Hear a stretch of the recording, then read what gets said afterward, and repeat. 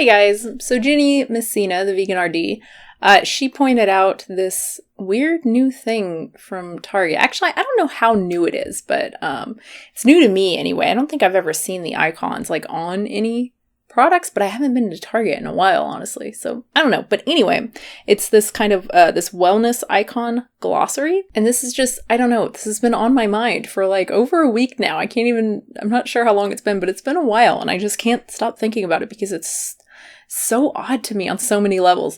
But anyway, so it's wellness made simple. We've carefully curated our wellness products to ensure they are better for you, your family, or the planet. Or wouldn't it be and the planet? Anyway, going gluten-free, more environmentally conscious, our icon system makes it easier to make the right choice. To receive an icon, the item has to meet its category's minimum requirement. If it meets the minimum requirement, the item is awarded icons that highlight what you want to know so you can easily find what you're looking for. So they have a few categories here. They have essentials and beauty, food and beverages, supplements, and nutrition. So if you look at the food and beverages, you see they have all these icons: fair trade, gluten-free, non-GMO, nutritious, organic, plant-based, responsible, which has like, seafood components, must meet Target sustainability, sustainable seafood policy, animal welfare certification. Yeah, okay. And also roundtable on sustainable palm oil. Some of you know how I feel about that.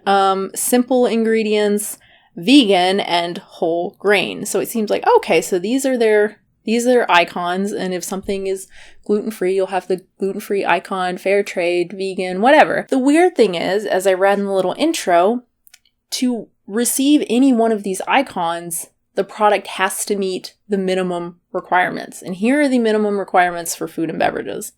Product is made without synthetic flavors, colors, preservatives, sweeteners, high fructose corn syrup, or added trans fats. Now, I don't know about you, but I don't think whether or not something is vegan or whole grain or gluten-free or fair trade has anything to do with whether or not the product has synthetic flavors or colors or preservatives or high fructose corn syrup or trans fat for that matter. I mean, obviously trans fat is terrible, and I'm pretty sure, isn't it being phased out like really soon here? Point is, this has nothing to do with veganism. It has nothing to do with gluten-free. It has nothing to do with whole grain. It's so weird to me that the only way, I mean, can you, like, a bread with some sort of preservative in it, even though it's 100% whole wheat. Like, nope, you can't have the whole grain label. To be fair, it's not like this is the only labeling on the product. This is something that Target is adding to the products. And I'm guessing, you know what, did I see that? Now that I think about it, I think I did see it. It's not on the product itself. That would be weird, I think. I think it's on the little shelf where they have the price, right? I don't know what the hell. There's probably an industry term for it. I don't know what it is. But I think the last time we went to Target, I think they did have the little circles. And I was like, what's that? Okay, whatever, don't care. So I think maybe I did see that before. So the reality is, I don't think this is really a big deal because the products are still going to have whatever labeling they have. And in fact, that's where they're getting all of this information. So they're getting vegan from the packaging itself, that the packaging says, certified vegan, or it just says vegan on it anywhere, right? Or it says plant-based, or it says whole grain. And so then they're going, okay, this is whole grain, assuming it meets the minimum requirements, right? So you've got the packaging or the label from the company on the package, and then you've got the Target thing.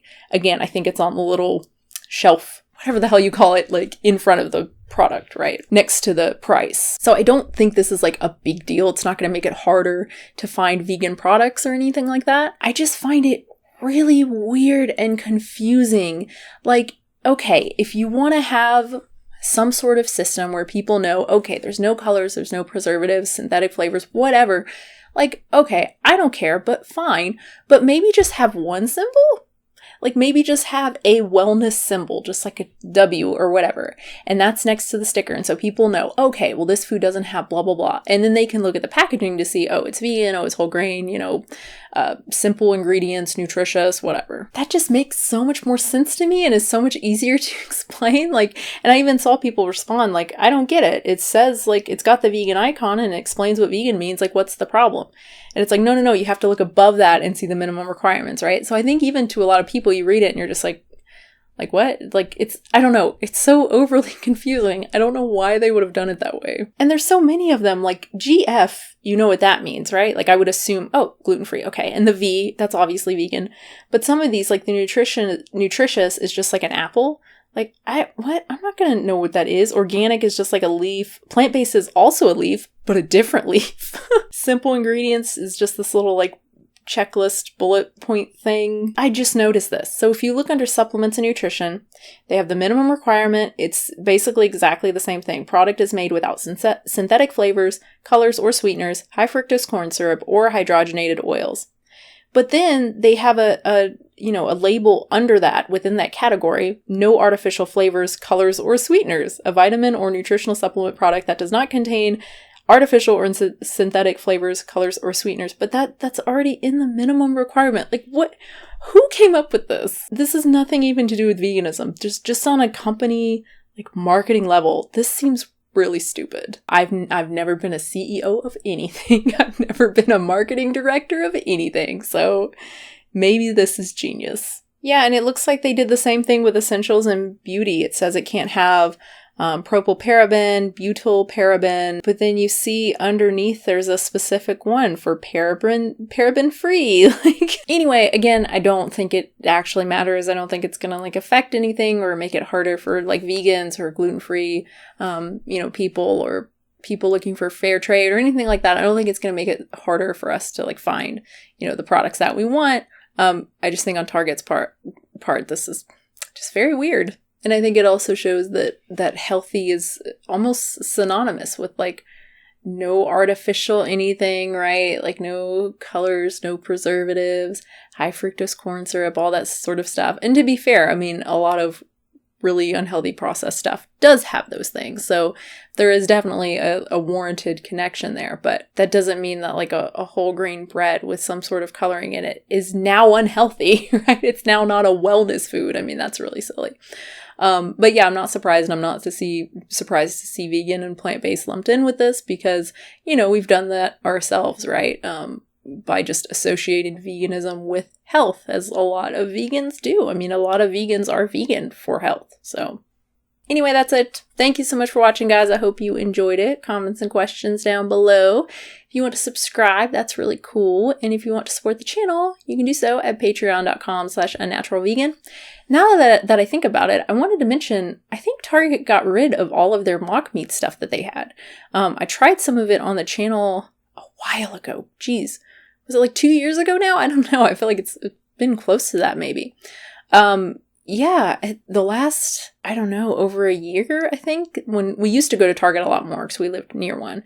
I haven't been in the last, I don't know, it's been a while, maybe 2 months or something since I've been. It's sad. I love Target. But yeah, we don't see those products anymore. It was Simply Balanced, I think. I think that's their house brand, and they still have that. But they had some like interesting mock meats and stuff that were made from, what's it called? It's like the leftover stuff from, I think when you make soy milk, I think maybe. It's like the real fibrous stuff. It's really good for you. It's like really healthy stuff. It's kind of like the pulp after you juice vegetables. Not okra. What is it? Okara. I'm pretty sure it was made with that, which is really interesting. That's not something you see, right? Not here at least. Yeah, they just kind of disappeared. So I guess they like did not do well at all, but I feel like the plant-based market has changed so much even since then, even just in the last 2 years. I would love if they would re-release those or release something different, maybe even better, and see if it would do better now. Because again, like a lot of people want plant-based stuff, right? Like a lot of non-vegans really want more plant-based stuff, even mock meats and stuff. Anyway, that's kind of a bummer, but I'm sure there's some article that came out like 2 days ago that's like Target's coming out with the new, plant-based chicken or something like that. That would be cool. Anyway, thank you so much, guys. Hope you enjoyed it. New video soon.